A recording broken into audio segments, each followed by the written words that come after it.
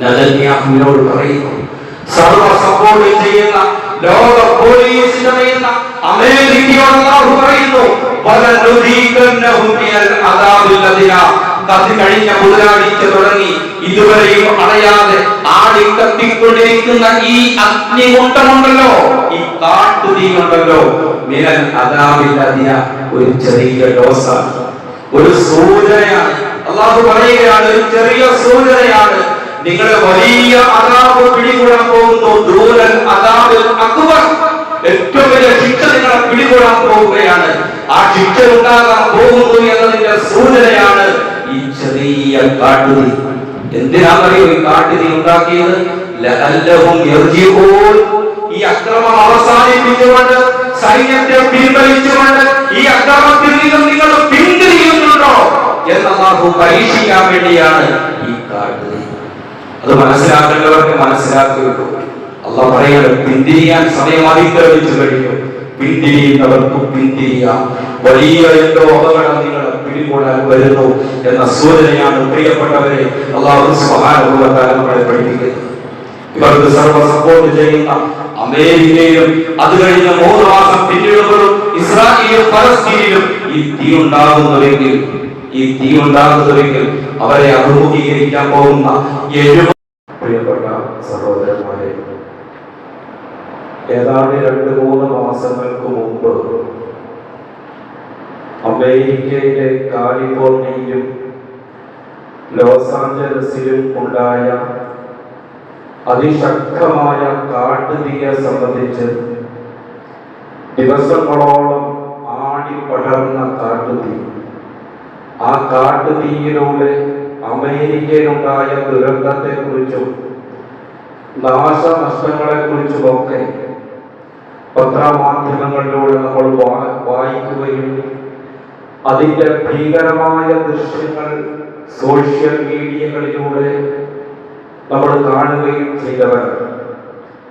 ആ വാർത്തയെക്കുറിച്ചുള്ള ഞെട്ടലിൽ നിന്നും ലോകം മുക്തമാകുന്നതിന് മുമ്പ്, അല്ലെങ്കിൽ ആ വാർത്ത നാം മറന്നു പോകുന്നതിന് മുമ്പ്,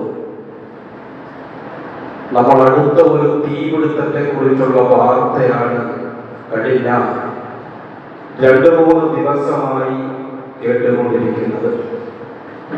ലോകരാജ്യങ്ങളും മീഡിയകളും ആ കാട്ടുതീയെ കുറിച്ചുള്ള സജീവമായ ചർച്ചയിലാണ് ഇന്നിപ്പോൾ ഉള്ളത്. ആ കാട്ടുതീ മറ്റെവിടെയുമല്ല, അമേരിക്കയുടെ സ്വന്തം കൂട്ടുകാരന്റെ രാജ്യം ഇസ്രായേലിലെ ജെറൂസലമിന്റെ പല പ്രദേശങ്ങളിലും അതിശക്തമായ കാട്ടുതീ 2-3 ദിവസമായി അണയാതെ ആടി കത്തിക്കൊണ്ടിരിക്കുകയാണ്. ഏതാണ്ട് 500ഓളം ഏക്കർ ഭൂമിയാണ് ഈ കാട്ടുതീയിൽ നശിച്ചു പോയിട്ടുള്ളത്. കാട്ടുതീയുടെ വ്യാപനത്തെ തുടർന്ന് ദേശീയ അടിയന്തരാവസ്ഥ പ്രഖ്യാപിച്ചിരിക്കുകയാണ്. ആയിരക്കണക്കിന് ആളുകളെയാണ് ഈ പ്രദേശത്ത് നിന്നും മാറ്റി പാർപ്പിച്ചിരിക്കുന്നത്. പ്രിയപ്പെട്ടവരെ, ആ തീ അണയ്ക്കുന്നതിന് ഇസ്രായേൽ അന്താരാഷ്ട്ര സഹായം തേടിയിരിക്കുകയാണ്. ഈ തീ ഉണ്ടാകുന്നത് നമ്മൾ വായിച്ചു. രാജ്യത്തിന്റെ സൈന്യാധിപന്മാർ, രാജ്യത്തെ വീരവൃത്തി മറിച്ച സൈന്യാധിപന്മാരെ സ്മരിക്കുന്ന ദിവസത്തിലാണ് ഈ തീപിടുത്തമുണ്ടായത്. ഈ തീപിടുത്തത്തെ കുറിച്ചൊക്കെ നമ്മൾ വായിക്കുമ്പോൾ ഇൻഷാ അല്ലാഹ് ഇതിന്റെ വിശദാംശങ്ങൾ അതിന്റെ അവസാന ഭാഗത്ത് നമുക്ക് പറയാം. ഇവ 2-3 മാസങ്ങൾക്ക് മുമ്പ് ഞാൻ പറഞ്ഞ ഈ അമേരിക്കയിലെ തീപിടുത്തവും കഴിഞ്ഞ ബുധനാഴ്ച തുടങ്ങിയ ഇസ്രായേലിന്റെയും ജെറൂസലമിന്റെയും കാട്ടുതീയെ സംബന്ധിച്ചൊക്കെ നമ്മൾ വായിക്കുമ്പോൾ പ്രിയപ്പെട്ടവരെ, പരിശുദ്ധമായ ഇസ്ലാമിലെ തീയെ കുറിച്ച് എന്താണ് പറയാനുള്ളത്? ഓരോ സന്ദർഭങ്ങൾ വരുമ്പോഴാണല്ലോ നമുക്ക് ഓരോ വിഷയങ്ങൾ ചർച്ച ചെയ്യാൻ സാധിക്കുകയുള്ളൂ. വിശുദ്ധമായ ഖുർആനിൽ തീയെ കുറിച്ച് ചർച്ചയുണ്ടോ? മഹാനായ സയ്യിദുനാ റസൂലുള്ളാഹി സ്വല്ലല്ലാഹു അലൈഹി വസല്ലമ തങ്ങളുടെ തിരുവചനങ്ങൾ തീയെ കുറിച്ച് എന്താണ് പറയുന്നത്? നമുക്കൊന്ന് നമ്മുടെ കുറഞ്ഞ സമയത്ത് നിന്നുകൊണ്ട് അല്പം ചില കാര്യങ്ങൾ നമുക്ക് മനസ്സിലാക്കാം.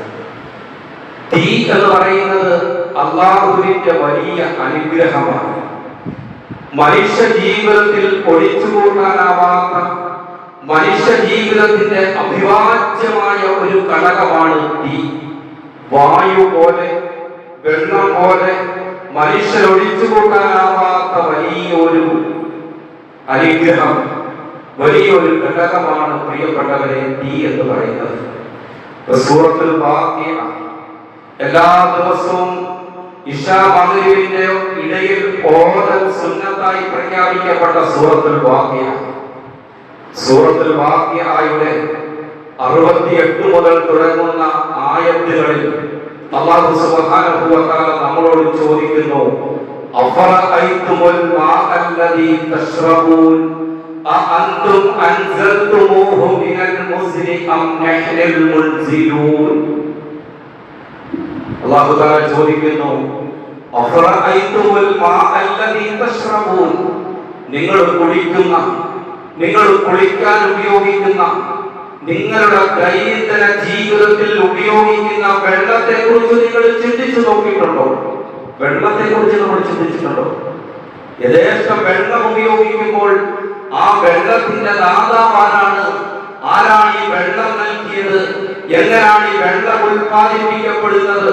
എവിടെ നിന്നാണ് ഈ വെള്ളം വരുന്നത് എന്ന് നിങ്ങൾ ചിന്തിച്ചു നോക്കിയിട്ടുണ്ടോ? അഅൻതും അൻസൽതുമൂഹു മിനൽ മുസ്നി അം നഹ്നുൽ മുൻസിലൂൻ. അല്ലാഹു ചോദിക്കുകയാണ്, ആകാശത്തിൽ നിന്നും മേഘങ്ങളിൽ നിന്നും ഈ വെള്ളം ഇറക്കിയത് നാമാണോ അതോ നിങ്ങളാണോ? നിങ്ങളെ കൊണ്ട് സാധിക്കുമോ വെള്ളം ആകാശത്തിൽ നിന്ന് ഇറക്കാൻ? കൃത്രിമമായ മഴ പെയ്യിപ്പിക്കാൻ നിങ്ങളെ കൊണ്ട് സാധിക്കുമോ? ഇല്ല. അല്ലാഹു പറയുകയാണ്, നാമാണ് നിങ്ങളുടെ ആവശ്യത്തിന് വെള്ളം ചൊരിഞ്ഞു തന്നുകൊണ്ടിരിക്കുന്നത്. എന്നിട്ട് അല്ലാഹു ചോദിക്കുന്നു, ലൗ നശാഉ ജഅൽനാഹു ഉജാജൻ ഫലൗലാ തഷ്കുറൂൻ. നാം ഉദ്ദേശിച്ചിരുന്നെങ്കിൽ ആ വെള്ളം ദുസ്സാദുള്ള ഉപ്പുവെള്ളമാക്കുമായിരുന്നു. ദുസ്സാദുള്ള ഉപ്പുവെള്ളം. നമുക്കറിയാം, കടലിൽ നിന്നാണ് ഭൂരിഭാഗം വെള്ളവും ആകാശത്തേക്ക് ഉയർന്ന് അത് കാർമേഘമായി രൂപാന്തരപ്പെട്ട് അത് ശുദ്ധജലമായി ഭൂമിയിലേക്ക് ഭവിക്കുന്നതെങ്കിൽ ആ വെള്ളത്തിന് ഉപ്പിന്റെ അംശമുണ്ടോ? അല്ലാഹു ചോദിക്കുകയാണ്, നാം ഉദ്ദേശിച്ചിരുന്നെങ്കിൽ ദുസ്സാദുള്ള ഉപ്പുവെള്ളമായി ആ വെള്ളത്തെ ഞാൻ മാറ്റിയനെ. പക്ഷെ ഞാൻ അങ്ങനെ ചെയ്തിട്ടില്ല. ഞാൻ അങ്ങനെ ചെയ്യുകയായിരുന്നെങ്കിൽ ഉപ്പുവെള്ളം നിങ്ങൾക്ക് ഉപയോഗിക്കാൻ കഴിയുമായിരുന്നോ എന്നാണ് അല്ലാഹു ചോദിക്കുന്നത്. ഫലൗലാ തഷ്കുറൂൻ. മനുഷ്യരെ, നിങ്ങൾക്ക് ഞാൻ ശുദ്ധമായ വെള്ളം സുലഭമായി ഇറക്കി തന്നിട്ട് എന്താണ് നിങ്ങൾ നന്ദി ചെയ്യാത്തത്? എന്താണ് നിങ്ങൾ നന്ദി കാണിക്കാത്തത്? എന്താണ് നിങ്ങൾ ശുക്ർ ചെയ്യാത്തത് എന്ന് അല്ലാഹു തആല വിശുദ്ധ ഖുർആനിലൂടെ ചോദിക്കുകയാണ്. വെള്ളത്തെ കുറിച്ച് പറഞ്ഞിട്ട് ആരും പറഞ്ഞത്, വെള്ളത്തെ കുറിച്ച് പറഞ്ഞിട്ട് അല്ലാഹു സുബ്ഹാനഹു വ തആല തൊട്ടടുത്ത ആയത്തിൽ നമ്മളോട് ചോദിക്കുന്നത്, അഫറഅയ്തുമുൻ നാറല്ലതീ തൂറൂൻ അഅൻതും അൻശഅതും ശജറതഹാ അം നഹ്നുൽ മുൻശിഊൻ. എന്താ ചോദിക്കുന്നത്? നിങ്ങൾ ഉരസി കത്തിക്കുന്ന തീ, ഉരസി കത്തിക്കുന്ന തീയെ കുറിച്ച് നിങ്ങളുടെ അഭിപ്രായം എന്താണ്? ഈ തീ ആരാണ് ഉണ്ടാക്കിയത്? നിങ്ങളാണോ അതോ നാമാണോ ഈ തീയെ ഉണ്ടാക്കിയത്, സൃഷ്ടിച്ചത് എന്ന് അല്ലാഹു തആല ചോദിക്കുകയാണ്. നമ്മളെ കൊണ്ട് സാധിക്കുമോ പ്രിയപ്പെട്ടവരെ തീ ഉണ്ടാക്കാൻ? കൃത്രിമമായ രീതിയിൽ തീ ഉണ്ടാക്കാൻ നമ്മളെ കൊണ്ട് കഴിയുമോ? വെള്ളം ഉണ്ടാക്കാൻ നമ്മളെ കൊണ്ട് കഴിയുമോ? വെള്ളത്തെ കുറിച്ച് അല്ലാഹു ചോദിച്ചതിന് തൊട്ട് പിന്നാലെ അല്ലാഹു തീയെ കുറിച്ചാണ് പരാമർശിക്കുന്നതെങ്കിൽ മനുഷ്യ ജീവിതത്തിൽ വെള്ളം എത്രമാത്രം അനിവാര്യമാണോ അതുപോലെ മനുഷ്യ ജീവിതത്തിൽ ഒഴിച്ചുകൂട്ടാനാവാത്ത ഒന്നാണ് തീ എന്ന് വിശുദ്ധ ഖുർആൻ പഠിപ്പിക്കുകയാണ്. തീ അല്ലാഹുവിന്റെ വലിയ അനുഗ്രഹമാണ്. തീ അല്ലാഹുവിന്റെ വലിയ അനുഗ്രഹമാണ്. അതുകൊണ്ട് പ്രിയപ്പെട്ടവരെ, ആ തീ അതിന്റെ ഉടമസ്ഥൻ അല്ലാഹുവാണെന്ന് നാം തിരിച്ചറിയണം. വിശുദ്ധമായ ഖുർആനിൽ ചില പരോപകാര വസ്തുക്കൾ തടയല്ലെന്ന് അല്ലാഹു പറഞ്ഞിട്ടുണ്ട്. അതിൽ തടയാൻ പാടില്ലാത്ത ഒന്നാണ് തീ. വെള്ളം തടഞ്ഞു വെക്കാൻ പാടില്ല. ആരെങ്കിലും ഒരു കറുക്കത്തിയോ ഒരു തൂമ്പയോ ഒരു കോടാലിയോ നമ്മളോട് ചോദിച്ചാൽ ഇല്ല എന്ന് പറഞ്ഞ് തടഞ്ഞു വെക്കാൻ പാടില്ല. അതുപോലെ ബഹുമാനപ്പെട്ട അഷ്റഫുൽ ഖൽഖ് സല്ലല്ലാഹു അലൈഹി വസല്ലം തങ്ങൾ നമ്മളോട് പറഞ്ഞു, ഒരു കനൽ തീ ചോദിച്ചാൽ അല്ലെങ്കിൽ ഒരു തീപ്പെട്ടിക്കോരി ചോദിച്ചാൽ ഉണ്ടായിട്ടില്ല എന്ന് പറയാൻ പാടില്ല എന്ന് നബി മുഹമ്മദ് മുസ്തഫ സല്ലല്ലാഹു അലൈഹി വസല്ലം നമ്മളെ പഠിപ്പിക്കുകയാണ്. പക്ഷെ നമ്മുടെയൊക്കെ ചെറുപ്പത്തില് ഈ തീപ്പെട്ടി വാങ്ങിക്കാനൊക്കെ തീ വാങ്ങിക്കാൻ വേണ്ടി നമ്മുടെ അയൽപക്കത്തെ വീട്ടിലേക്ക് നമ്മുടെ അമ്മമാര് പറഞ്ഞു വിട്ടാൽ ഒരുപാട് ഓർമ്മകൾ വരികയാണ്. നമ്മുടെ ഈ പുതുതലമുറയോട് ഇത് പറഞ്ഞാൽ അവർക്ക് അത്ഭുതമായിരിക്കും. തീ വാങ്ങിക്കാനോ തീപ്പെട്ടി വാങ്ങിക്കാനോ എന്തില്ല. അപ്പൊ തീപ്പെട്ടി അത് തടഞ്ഞു വെക്കാൻ പാടില്ലെന്നാണ് ഇസ്ലാം പഠിപ്പിക്കുന്നത്. കാരണം അത് മനുഷ്യ ജീവിതത്തിൽ ഒഴിച്ചുകൂട്ടാനാവാത്ത ഒന്നാണ്. മനുഷ്യ ജീവിതത്തിൽ അനിവാര്യമായ ഒന്നാണ് തീ. അതുകൊണ്ട് തന്നെ വെള്ളം തടഞ്ഞു വെക്കാൻ പാടില്ലാത്തതുപോലെ തീപ്പെട്ടിയും തീയും ഒന്നും തടഞ്ഞു വെക്കാൻ പാടില്ല എന്ന് പരിശുദ്ധമായി ഇസ്ലാം പഠിപ്പിക്കുന്നു. അള്ളാഹുവിന്റെ വലിയ അനുഗ്രഹമാണ് പ്രിയപ്പെട്ടവരെ തീ എന്ന് നാം മനസ്സിലാക്കുക. എന്നാൽ ഈ തീയാകുന്ന അനുഗ്രഹത്തെ കുറിച്ച് റസൂലുള്ളാഹി സ്വല്ലല്ലാഹു അലൈഹി വസല്ലം തങ്ങൾ പറഞ്ഞു, ചില സന്ദർഭത്തിൽ ഈ തീ നിങ്ങളുടെ ശത്രുവായിട്ട് മാറിയേക്കാം. നിങ്ങളുടെ ജീവിതത്തിൽ എപ്രകാരം തീ അനിവാര്യമാണോ അതിന്റെ മറുവശത്ത് തീ നിങ്ങൾക്ക് അക്രമങ്ങൾ സൃഷ്ടിച്ചേക്കാം. തീയിലൂടെ നിങ്ങൾക്ക് ഒരുപാട് ഉപദ്രവങ്ങൾ ഉണ്ടായേക്കാമെന്നും മഹാനായ നബി സല്ലല്ലാഹു അലൈഹി വസല്ലം തങ്ങൾ പഠിപ്പിക്കുന്നു. ബഹുമാനപ്പെട്ട അബൂ മൂസൽ അശ്അരി റളിയല്ലാഹു അൻഹു പറയുന്നു, ഇഹ്തറക ബൈത്തുൻ ബിൽ മദീന അലാ അഹീഹി മിനൽ ലൈൽ. മദീനയിലുണ്ടായിരുന്ന ഒരു കൊച്ചു കൂര രാത്രിയിൽ തീ പിടിച്ച് ആ വീടും ആ കൊച്ചു കൂരയും ആ വീട്ടുകാരും വെന്ത് കരിഞ്ഞ് മരണപ്പെട്ടു പോയി എന്ന് നബി സല്ലല്ലാഹു അലൈഹി വസല്ലം തങ്ങളോട് സഹാബാക്കൾ നബി തങ്ങളോട് പറഞ്ഞു. ഫഹുദ്ദിസ ബിശൈഇൻ. ആ വീടിന് തീപിടുത്തമുണ്ടായ സംഭവത്തെ കുറിച്ച്, ആ വീട്ടുകാർക്ക് പൊള്ളലുണ്ടായതിനെ കുറിച്ച്, ആ ദുഃഖവാർത്ത ഹബീബായ പ്രവാചകനോട് സഹാബത്ത് പങ്കുവയ്ക്കുമ്പോൾ പ്രവാചക തിരുമേനി സല്ലല്ലാഹു അലൈഹി വസല്ലം തങ്ങൾ പറഞ്ഞു, ഇന്ന ഹാദിഹി നാറ ഇന്നമാ ഹിയ അദുബുൽ ലഹും. ഒരു ഒറ്റുപോലെക്ക് തീപിടുത്തമുണ്ടായി. തീയെ കുറിച്ച്, തീപിടുത്തത്തെ കുറിച്ച് സംസാരിച്ച സഹാബത്തിനോട് അല്ലാഹുവിന്റെ റസൂൽ പറഞ്ഞത്, ഇന്ന ഹാദിഹി നാറ ഇന്നമാ ഹിയ അദുബുൽ ലഹും. സഹാബത്തെ, തീ നിങ്ങൾക്ക് അനുഗ്രഹമാണ്, അതുപോലെ ഈ തീ നിങ്ങളുടെ ശത്രുവാണ്. ഈ തീ നിങ്ങളുടെ ശത്രുവാണ്. ഈ തീയിലൂടെ നിങ്ങൾക്ക് ഒരുപാട് ഉപദ്രവങ്ങളും പ്രയാസങ്ങളും ഉണ്ടായേക്കാം. അതുകൊണ്ട് പ്രവാചകൻ പറയുന്നു, ഫഇലാ നിന്തും ഫഅതിബിഉ അൻതും. നിങ്ങൾ കിടക്കാൻ നേരത്ത്, ഉറങ്ങാൻ നേരത്ത് വിളക്കണച്ചിട്ട് കിടക്കണം. അടുപ്പിലെ തീ കെടുത്തിയിട്ട് കിടക്കണം. നബി മുഹമ്മദ് മുസ്തഫ.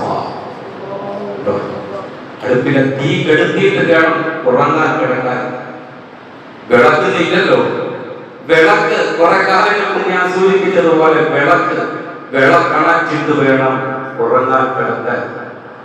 കാരണം ഈ തീയിൽ നിന്നുമുണ്ടായ തീപിടുത്തത്തിന്റെ പേരിൽ അണയ്ക്കപ്പെടാത്ത വിളക്കിൽ നിന്നും വീടിന് തീ പിടിച്ച് വീടും എത്രയോ വീട്ടുകാരിൽ കരിഞ്ഞ് ചാമ്പലായ വാർത്തകൾ എന്റെ പ്രിയപ്പെട്ടവരെ നമ്മൾ കേട്ടിട്ടുണ്ട്.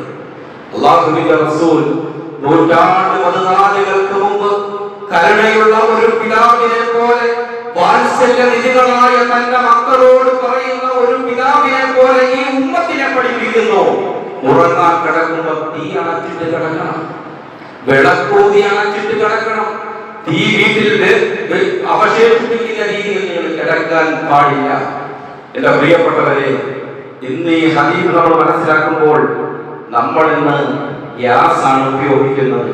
ഈ ഗ്യാസ് സിലിണ്ടറിന്റെ ട്യൂബ്, അത് ഗ്യാസ് സിലിണ്ടർ ഓഫാക്കി വെച്ചിട്ട് വേണം കിടക്കാൻ. അല്ലാഹുവിന്റെ റസൂൽ പറഞ്ഞ വർത്തമാനമാണ്.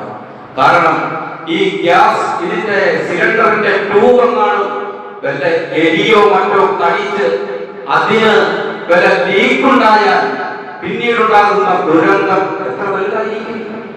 അതുകൊണ്ട് ഉറങ്ങാൻ നേരത്ത് വിളക്കണയ്ക്കണം, തീ അണയ്ക്കണം.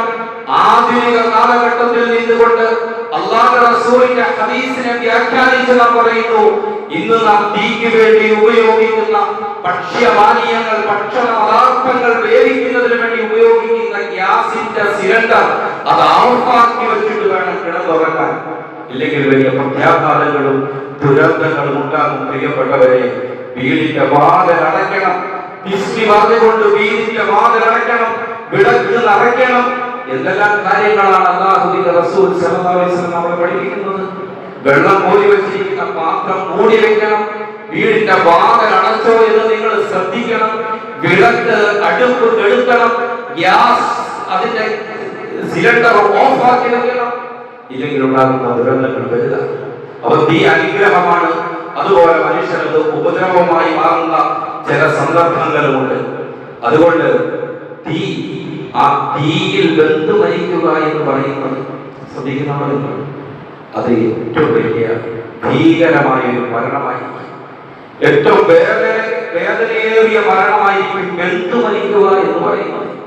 അല്ലെ, എത്രയോ ആളുകൾ വെന്തു മരിക്കുന്നു. അള്ളാഹു തീ പിടിച്ച് വെന്തു മരിക്കുന്നതിൽ നിന്നും അള്ളാഹു നമ്മളെ എല്ലാവരെയും കാത്തുരക്ഷിക്കുമാറാകട്ടെ. വാഹനത്തിൽ ഓടിക്കൊണ്ടിരിക്കുന്ന വാഹനത്തിന് തീ പിടിച്ച് വാഹനത്തിലുണ്ടായി വരുന്നവർ ദാരുണമായി വെന്തു മരിച്ചു എന്ന വാർത്ത കേൾക്കുമ്പോൾ, വീടിന് തീ പിടിച്ച് ഉറങ്ങിക്കൊള്ളുന്ന വീട്ടുകാർ മുഴുവനും വെന്തു മരിച്ചു എന്ന വാർത്തകൾ വായിക്കുമ്പോൾ, പ്രിയപ്പെട്ടവരെ, ഹബീബായ പ്രവാചകൻ സല്ലല്ലാഹു അലൈഹി വസല്ലം തങ്ങൾ പഠിപ്പിക്കുന്നു, നിങ്ങൾ 5 തരത്തിലുള്ള മരണത്തിൽ നിന്നും അല്ലാഹുവിനോട് കാവൽ തേടണം. അതിലൊരു മരണം വെന്തു മരിക്കുക. അല്ലാഹുവേ, തീ പിടിച്ച് വെന്തു മരിക്കുന്നതിൽ നിന്നും നീ അഭയം നൽകണേ എന്ന് ഹബീബ് മുഹമ്മദ് മുസ്തഫ സല്ലല്ലാഹു അലൈഹി വസല്ലം തങ്ങൾ പ്രാർത്ഥിക്കാറുണ്ടായിരുന്നു. പ്രിയപ്പെട്ടവരെ, അതുപോലെ ഒരാളെ തീ പിടിപ്പിച്ച് തീ കൊളുത്തി കൊല്ലുക എന്ന് പറയുന്നത് വലിയ ക്രൂരതയാണ്. മണ്ണെണ്ണ ഒഴിച്ച്, പെട്രോൾ അടിച്ച്, ഗ്യാസ് അടിച്ചു വിട്ട് ഒരാളെ കൊല്ലുക എന്ന് പറയുന്നത് വളരെ വലിയ ക്രൂരതയാണ്. നമുക്കറിയാം, പണ്ട് കാലങ്ങളിലൊക്കെ ഭരണാധികാരികൾ സ്വീകരിച്ചിരുന്ന ഒരു ശിക്ഷാ നടപടിയാണ് തീ കൊളുത്തി കൊല്ലുക എന്ന് പറയുന്ന ഏർപ്പാട്, അല്ലെങ്കിൽ തീയിലേക്ക് വലിച്ചെറിഞ്ഞ് കൊല്ലുക എന്ന് പറയുന്ന ഒരു സമ്പ്രദായം. ഇന്നും നമ്രൂദിനെ പോലുള്ള ആധുനിക ഫാസിസ്റ്റ് ശക്തികൾ, ആധുനിക ഭരണാധികാരികൾ, ഏകാധിപതികളും സ്വേച്ഛാധിപതികളും അക്രമകാരികളുമായ ഭരണാധികാരികൾ ഈ പാത പിന്തുടരുന്നു എന്ന് മാത്രം.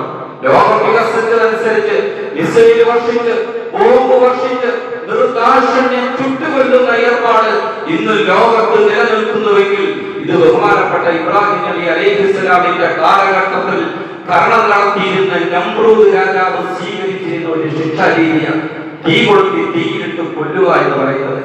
ബഹുമാനപ്പെട്ട ഇബ്രാഹിം നബി അലൈഹിസ്സലാമിന്റെ ചരിത്രം നമ്മൾ ഒരുപാട് കേട്ടിട്ടുണ്ട്. അദ്ദേഹം അല്ലാഹുവിനെ കുറിച്ച് വിഗ്രഹ ആരാധകരായ ബഹുദൈവ വിശ്വാസികളായ ആ സമൂഹത്തോട് പറഞ്ഞപ്പോൾ ഇബ്രാഹിം നബി അലൈഹിസ്സലാമിനെ അവർ വെറുത്തു, നാടുകടത്താൻ തീരുമാനിച്ചു. ക്രൂരമായ പീഡനം ആ സമൂഹത്തിൽ നിന്നും അനുഭവിക്കേണ്ടി വന്നു. അവർ പറഞ്ഞു, ഇവനെ നിങ്ങൾ ചുട്ടരിച്ച് കളയണം, ചുട്ടരിച്ച് കളയണം, തീയിലിട്ടിവനെ കൊല്ലണം. നിങ്ങളുടെ ദൈവങ്ങളെന്ന് നിങ്ങൾ പറയുന്ന ബിംബങ്ങളെ നിങ്ങൾ സംരക്ഷിക്കുകയും ആ ബിംബങ്ങൾക്കെതിരെ സംസാരിക്കുന്ന, ഏകനായ റബ്ബിനെ കുറിച്ച് സംസാരിക്കുന്ന, ഏകദൈവ വിശ്വാസത്തിലേക്ക് ജനങ്ങളെ ക്ഷണിക്കുന്ന ഇബ്രാഹിമിനെ തീയിലിട്ട് ചുട്ടുകരിച്ച് കളയണമെന്ന് നമ്രൂദ് രാജാവിന്റെ കിങ്കരന്മാര് പറഞ്ഞെങ്കിൽ, ഇന്ന് ഈ രീതിയിലുള്ള ശിക്ഷാ നടപടികൾ കാലം പുരോഗമിച്ചതനുസരിച്ച് വ്യത്യസ്തമായ രീതിയിൽ, പ്രിയപ്പെട്ടവരെ, ഇന്നും ആധുനിക ഫാസിസ്റ്റ് ഭരണാധികാരികൾ ഇത് പിന്തുടർന്നുകൊണ്ടിരിക്കുകയാണ്. ഏറ്റവും വലിയ ക്രൂരതയാണ് തീ കൊണ്ട് ശിക്ഷിക്കുക. വെന്ത് ഒരാളെ തീക്ക് അകത്തിട്ട് കത്തിച്ച് ചാമ്പലാക്കി കൊല്ലുക എന്ന് പറയുന്നത്. അല്ലെ, ഇത് നമ്മളിന്ന് ഏതാണ്ട് 1-2 വർഷമായി അനുസ്യൂതമായി നമ്മുടെ പ്രിയപ്പെട്ട എല്ലാ മിക്കവാറും ഞാൻ പറയാറുള്ളത് പോലെ ഗസയിലെ നമ്മുടെ പ്രിയപ്പെട്ടവരെ നെതന്യാഹു, ഇസ്രായേലിന്റെ പ്രധാനമന്ത്രി നെതന്യാഹു സൈന്യവും ഈ കൊച്ചുമക്കൾ ഉൾപ്പെടെ ഗസയിലെ പ്രിയപ്പെട്ടവരെ ബോംബ് വർഷിപ്പിച്ച് കത്തിച്ച് ചാമ്പലാക്കി കൊണ്ടുകൊണ്ടിരിക്കുകയാണ്. ഇത് നമ്രൂദ് തുടങ്ങി വെച്ച ഏർപ്പാടാണ് പ്രിയപ്പെട്ടവരെ. തീയിട്ട് കഴിച്ചുകൊള്ളുക എന്നുള്ളത് ഒരിക്കലും അത് പാടില്ല. അത് ഏറ്റവും വലിയ ക്രൂരതയാണ്. അതുപോലെ നമ്മളൊരു ചെറിയ ജീവിയെ പോലും തീയിട്ട് കൊല്ലാൻ പാടില്ലെന്നാണ്. ഒരു ഇറുമ്പിനെ പോലും ഒരു ഈച്ചയെ പോലും തീക്കകത്തിട്ട് കൊല്ലാൻ പാടില്ല. അതുകൊണ്ടാണ് മഹാന്മാരായ പ്രവാചകൻ, ബഹുമാനപ്പെട്ട പ്രവാചകൻ സല്ലല്ലാഹു അലൈഹി വസല്ലം തങ്ങൾ പറഞ്ഞത്, അടുപ്പിലേക്ക് തീ കത്തിക്കുന്നതിന് വേണ്ടി നിങ്ങളൊരു വിറക് വയ്ക്കുമ്പോൾ ആ വിറക് നിങ്ങൾ തട്ടണം.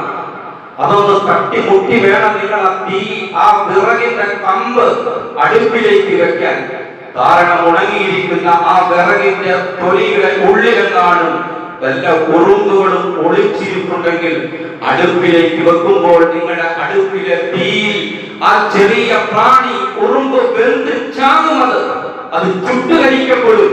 അതുകൊണ്ട് അടുപ്പിലേക്ക് വെക്കുന്ന വിറക് പോലും പൊട്ടി അതൊരു ശുദ്ധജീവിയില്ല എന്ന് ഉറപ്പുവരുത്തിയിട്ട് വേണം വിറക് പോലും അടുപ്പിലേക്ക് വെക്കണമെന്ന് കാരുണ്യത്തിന്റെ അധ്യാപനങ്ങൾ പഠിപ്പിച്ച റഹ്മത്തുൽ ലിൽ ആലമീൻ മുഹമ്മദുർ റസൂലുള്ളാഹി സല്ലല്ലാഹു അലൈഹി വസല്ലം, ആ പ്രവാചക തിരുമേനി സല്ലല്ലാഹു അലൈഹി വസല്ലം തങ്ങൾ മദീനയിലൂടെ നടന്നു പോകുമ്പോൾ ഒരു ഇറുമ്പിന്റെ കൂട്ടം, ഉറുമ്പിൻ പട്ടം താമസിച്ചു കൊണ്ടിരുന്ന ഒരു പുറ്റെന്ന് പറഞ്ഞാൽ ഇങ്ങനെ പറയുന്നത്, ഉറുമ്പ് താമസിച്ച ഒരു ഉറുമ്പിന്റെ പുറ്റ് കണ്ടു.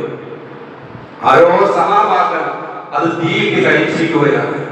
പ്രവാചകൻ സല്ലല്ലാഹു അലൈഹി വസല്ലം തങ്ങൾ ഇത് കണ്ട മാത്രമേ മൻ ഹറക ഹാദിഹി, പ്രവാചകന്റെ കണ്ണ് ദേഷ്യം കൊണ്ട് ചുമന്നു. അവിടുത്തെ പിടയിലെ നരമ്പുകൾ പിടച്ചു. ഇടറിയ ശബ്ദത്തോടു കൂടി പ്രവാചകൻ ചോദിച്ചു, മൻ ഹറക ഹാദിഹി, ആരാണ് ഈ ഉറുമ്പ് കൂട്ടത്തെ തീയിട്ട് കരിച്ചു കളഞ്ഞത്? സഹാബാക്കൾ പറഞ്ഞു, യാ റസൂലല്ലാഹ്, അല്ലാഹുവിന്റെ തിരുദൂതൻ ഞങ്ങളാണ്. പ്രവാചക തിരുമേനി സല്ലല്ലാഹു അലൈഹി വസല്ലം തങ്ങൾ പറഞ്ഞു, ഇന്നഹു ലാ യംബഗി അയ്യുഅദ്ദിബ ബിന്നാരി ഇല്ലാ റബ്ബുന്നാർ, ഒരൊറ്റ ജീവിയെ പോലും നിങ്ങൾ ചുട്ടു കഴിക്കരുത്. തീ കൊണ്ട് ശിക്ഷിക്കാനുള്ള അധികാരം നിങ്ങൾക്കില്ല.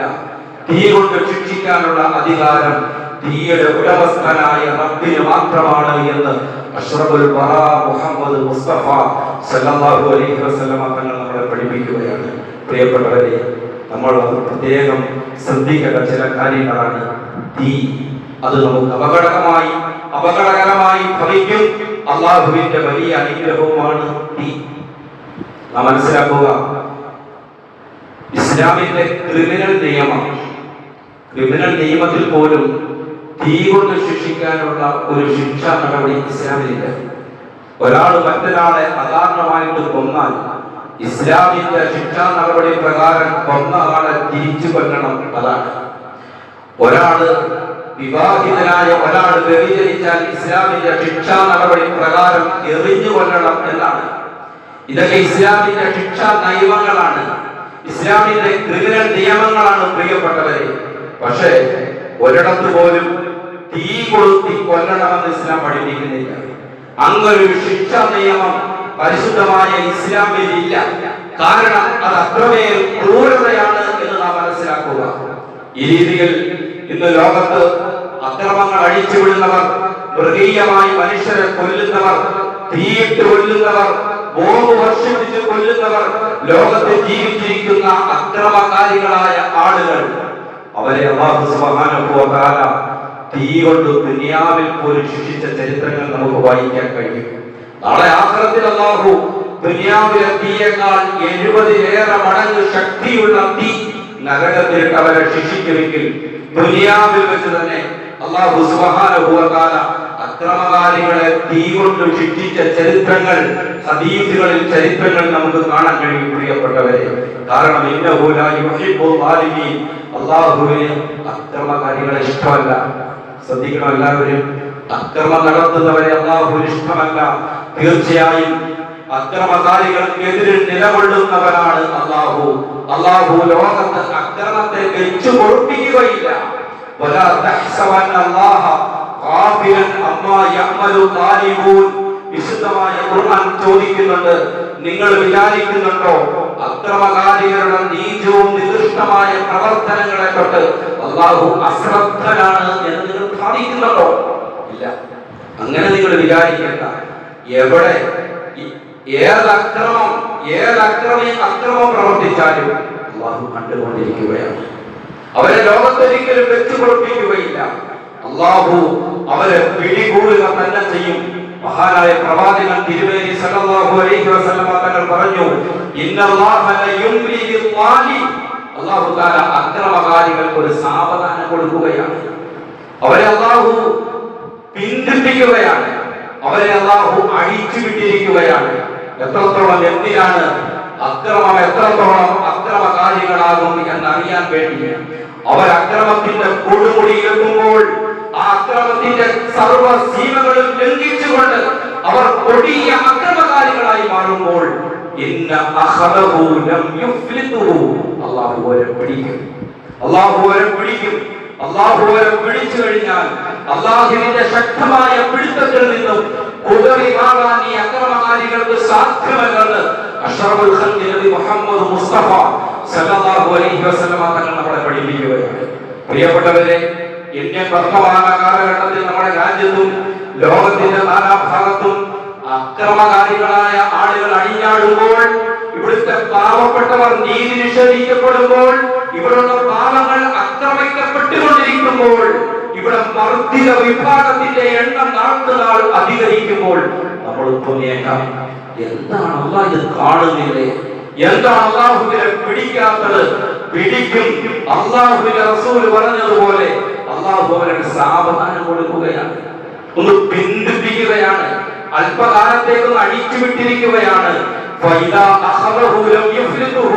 അല്ലാഹു പിടിച്ചാൽ കുതറി മാറാൻ എത്ര വലിയ ശക്തിയായാലും സാധ്യമല്ലെന്ന് മഹാനായ സയ്യിദന മുഹമ്മദ് മുസ്തഫ സല്ലല്ലാഹു അലൈഹി വസല്ലം തങ്ങൾ പഠിപ്പിക്കുമ്പോൾ, എന്റെ പ്രിയപ്പെട്ട സഹോദരന്മാരെ, ഞാൻ പറഞ്ഞു വന്ന വിഷയത്തിലേക്ക് അല്പം കയറുകയാണ്. എന്താ നമ്മൾ പറഞ്ഞു വന്നത്? ഇസ്രായേലിലെ ജെറൂസലമിലെ കഴിഞ്ഞ 2-3 ദിവസമായി ആളിക്കത്തുന്ന ഇസ്രായേലി സമൂഹത്തെ കാർന്നു തിന്നുകൊണ്ടിരിക്കുന്ന അതിഭയാനകമായ കാട്ടുതീയെ കുറിച്ചാണ് നമ്മൾ പറഞ്ഞു വന്നത്. നമ്മൾ മനസ്സിലാക്കണം, അല്ലാഹുവിന്റെ റസൂലിന്റെ ഈ അധ്യാപനങ്ങളും വിശുദ്ധ ഖുർആനിന്റെ ആയത്തുകളും ഒക്കെ ചേർത്ത് വായിക്കുമ്പോൾ ഒരിക്കലും അല്ലാഹു സുബ്ഹാനഹു വ തആല അക്രമകാരികളെ എന്നും അഴിഞ്ഞാടാൻ അല്ലാഹു അനുവദിക്കുകയില്ല. അല്ലാഹു പിടിക്കും. പ്രിയപ്പെട്ടവരെ, ഇന്ന് ആളി കത്തുകയാണ് ഇസ്രായേൽ. ജെറൂസലേം ആളി കത്തുകയാണ്. ഞാൻ തുടക്കത്തിൽ പറഞ്ഞല്ലോ, ഏതാണ്ട് 500 ഏക്കറിൽ പല കൃഷിഭൂമികൾ കത്തിച്ചാമ്പലായി വെണ്ണീറായി പോയിരിക്കുകയാണ്. അവരുടെ മുന്തിരിത്തോട്ടങ്ങൾ, ഒലിവ് മരങ്ങൾ 500 പരം ഏക്കർ കത്തി വെണ്ണീറായി പോയിരിക്കുകയാണ്.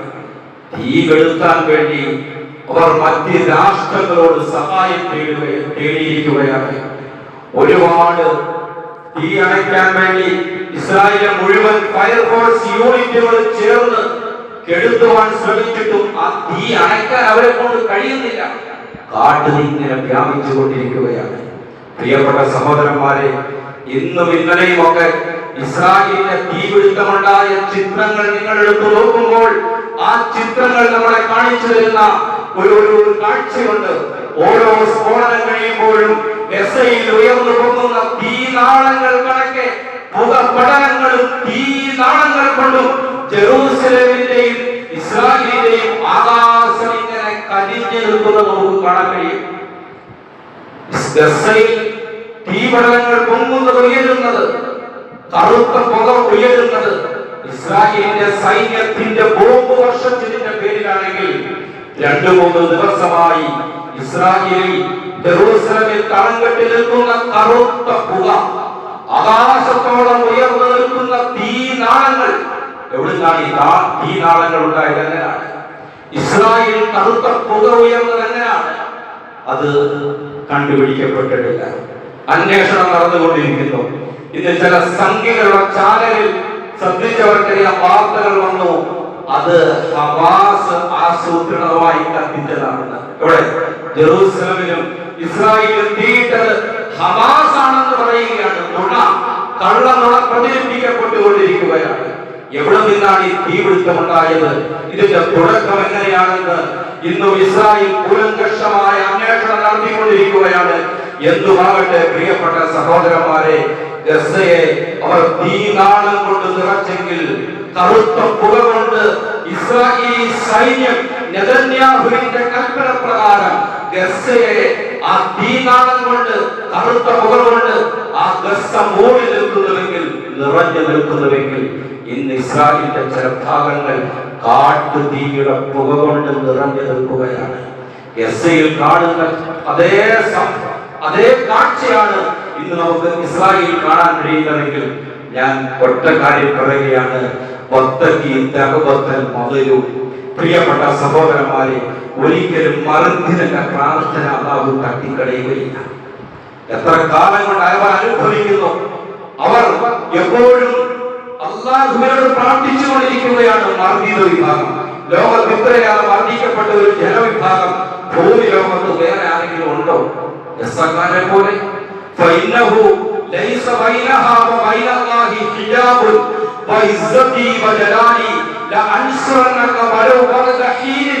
ശഫീഉനാ മുഹമ്മദുർ റസൂലുള്ളാഹി സ്വല്ലല്ലാഹു അലൈഹി വസല്ലം തങ്ങൾ പഠിപ്പിക്കുകയാണ്. എന്താണ് പ്രവാചകൻ പറഞ്ഞത്? യസ്സൈല മക്കളുടെ കാഴ്ചകൾ അല്ലാഹു കാണുന്നുണ്ട്, അവരുടെ നിലവിളി അല്ലാഹു കേൾക്കുന്നുണ്ട്, അല്ലാഹു അവരുടെ പ്രാർത്ഥന കേൾക്കുന്നുണ്ട്, അല്ലാഹുവിലേക്ക് ആ പ്രാർത്ഥന എത്തുന്നുണ്ട്. അല്ലാഹു പറയുന്നു,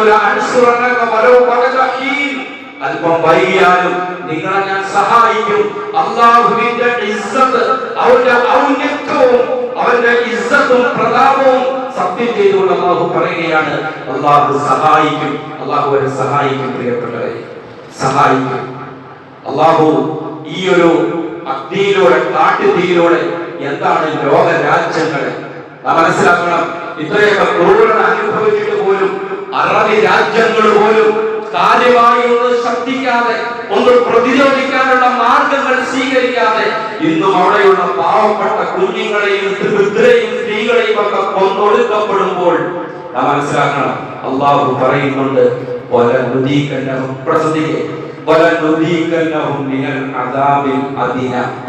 നെതന്യാഹുവിനോട് പറയുന്നു, സർവ സപ്പോർട്ട് ചെയ്യുന്ന ലോക പോലീസിന് പറയുന്ന അമേരിക്കയോട് അല്ലാഹു പറയുന്നു,